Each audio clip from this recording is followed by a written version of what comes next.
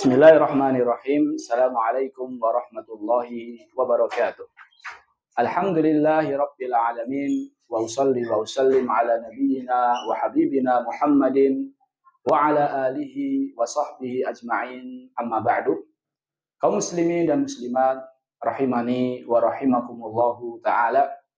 Pada pertemuan ke-23 ini, sebelum kita membahas isim-isim marfu, kita akan membahas dua hal yang kaitannya erat dengan isim-isim marfu. Pembahasan yang pertama adalah isim berdasarkan domir. Pembahasan yang kedua adalah isim berdasarkan jenisnya, mudzakkar atau muannas. Sekarang kita masuki pembahasan yang pertama, yaitu isim berdasarkan domir. Isim terbagi berdasarkan domir menjadi dua. Yang pertama domir, yang kedua dhohir. Apa itu domir? Domir adalah kata ganti. Domir adalah kata ganti seperti huwa, dia, huma, mereka dua orang laki-laki. Nah, domir itu adalah kata ganti.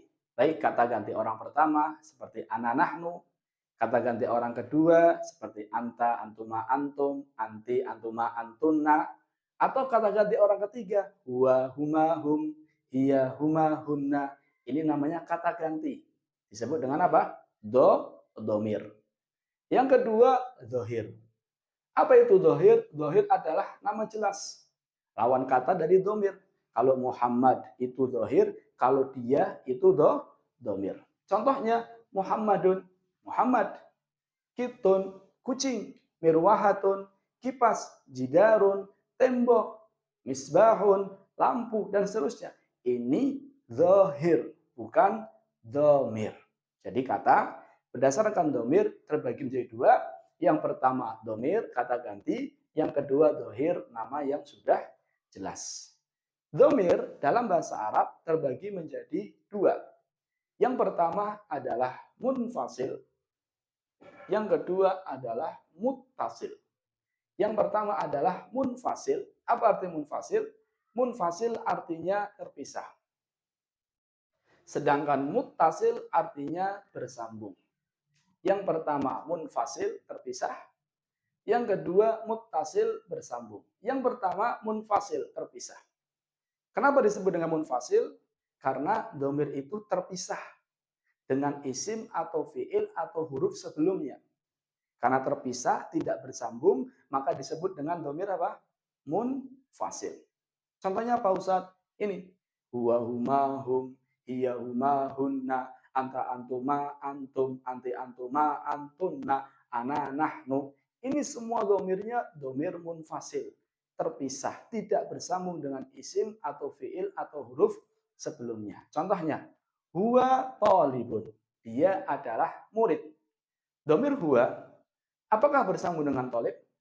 Apakah menjadi satu dengan kata thalib? Tidak. Karena tidak menjadi satu, karena terpisah, maka disebut dengan domir munfasil. Domir munfasil. Yang kedua, domir muttasil. Muttasil, ittasola, artinya bersambung. Kenapa disebut dengan domir muttasil? Karena bersambung dengan isim, fiil, atau huruf sebelumnya. Contohnya, jalastu. Kata tu, ini domir. Munfasil atau muttasil? Muttasil. Kenapa muttasil? Karena bersambung dengan fiil sebelumnya. Contoh berikutnya, baituhu. Baituhu. Hu, ini domir. Muttasil atau munfasil? Munfasil. Kenapa munfasil? Kenapa muttasil? Maaf.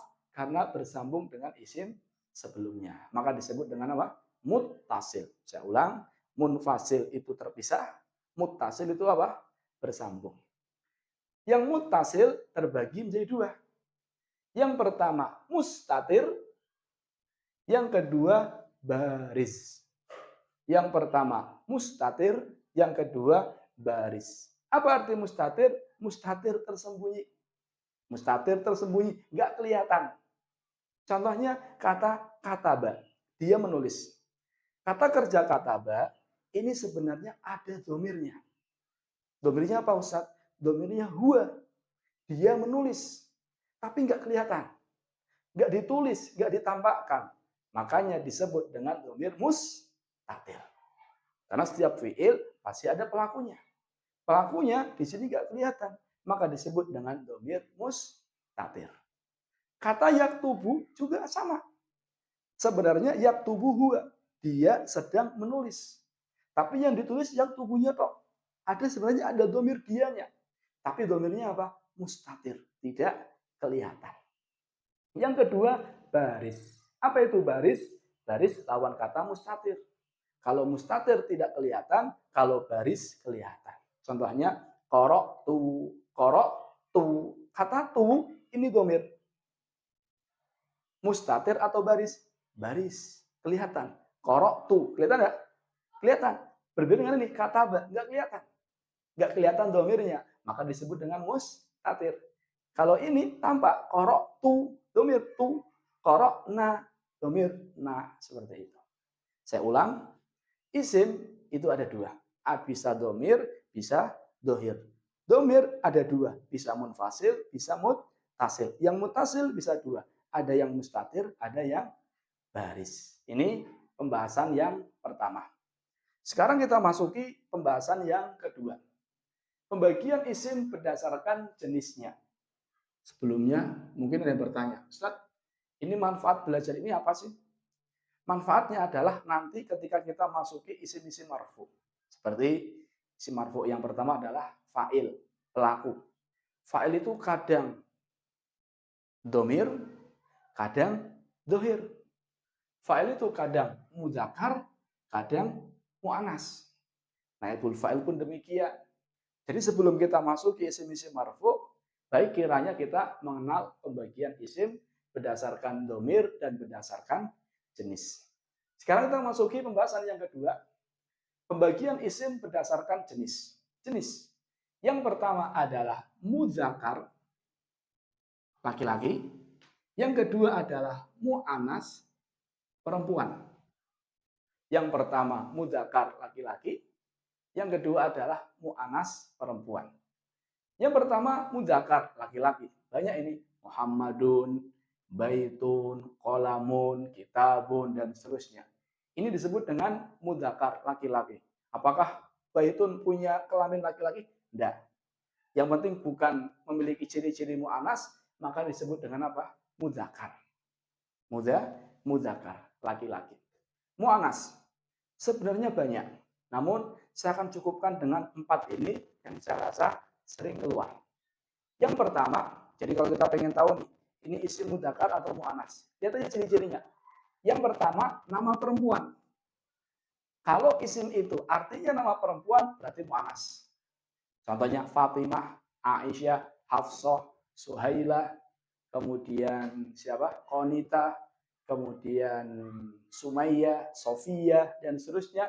Nama perempuan, mu'annas. Jelas. Yang kedua, berakhiran tak marbutoh. Jadi kalau ada isim, belakangnya tak marbutoh, berarti apa? Mu'annas. Contohnya, madrasatun, maktabatun, kemudian kolan suwatun, kemudian mistorotun, mirwahatun, kipas, saburotun, papan tulis. Pokoknya isim belakangnya tak marbutoh disebut dengan apa? Mu'annas. Kecuali kalau nama laki-laki seperti Urwah, kemudian siapa? Ukasyah, itu walaupun belakangnya tak marbutoh bukan mu'annas, mudzakkar. Kenapa? Karena itu nama laki-laki. Berikutnya jamak taksir. Masih ingat jamak ya? Jamak itu menunjukkan berapa? 3 lebih. Ada jamak mudzakkar salim, jamak mu'annas salim, jamak taksir. Jamak taksir ini juga mu'annas. Masajid, jamak dari masjid. Masjidnya mudzakkar. Masjidnya mudzakkar. Tapi kalau sudah dijamak menjadi mu'annas. Qolamun mudzakkar, aklamun mu'annas. Malbasun pakaian mudzakkar, malabisu mu'annas. Maktabun meja mudzakkar, makatibu mu'annas. Jadi intinya jamak taksir itu adalah mu'annas. Yang keempat, nama tempat. Jakarta, Surabaya, Solo, Pekalongan, Pemalang, dan seterusnya. Itu dihukumi mu'anas. Dihukumi mu'anas. Ini diantara 4 isim mu'anas. Ciri-cirinya demikian. Yang pertama, nama perempuan. Yang kedua, berakhiran tak marbutoh. Yang ketiga, jamak taksir. Yang keempat, nama tempat. Dan sebenarnya masih ada yang lain, namun jarang. Jadi intinya, kalau kita mendapati sebuah isim, belakangnya ada tak marbutohnya, berarti apa? Mu'anas.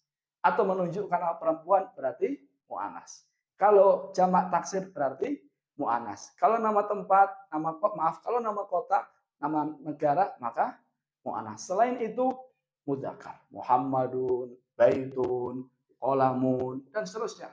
Ini mudzakkar. Saya ulangi, pembahasan ini penting sebelum kita masuki isim-isim marfu. Kita ringkas apa yang sudah kita pelajari pada pertemuan kali ini. Yang pertama, isim berdasarkan domir ada 2. Yang pertama, domir, kata ganti. Yang kedua, dohir, nama yang sudah jelas. Muhammad, Hafsah, dan seterusnya. Domir, kata ganti, ada 2. Ada yang munfasil, terpisah, huwa talibun.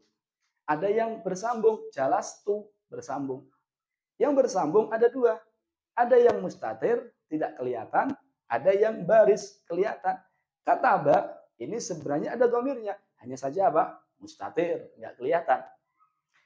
Qara'tu, bersambung dengan kata qara'tu, qara'na. Tapi dia baris, tampak.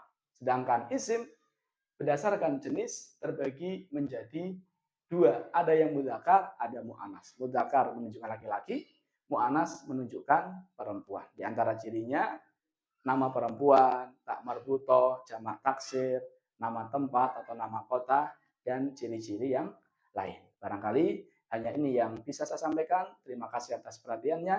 Mohon maaf atas segala kesalahan. Kita tutup dengan doa kafaratul majlis. Subhanakallahumma bihamdika asyhadu an la ilaha illa anta astaghfiruka wa atubu ilaik. Wassalamualaikum warahmatullahi wabarakatuh.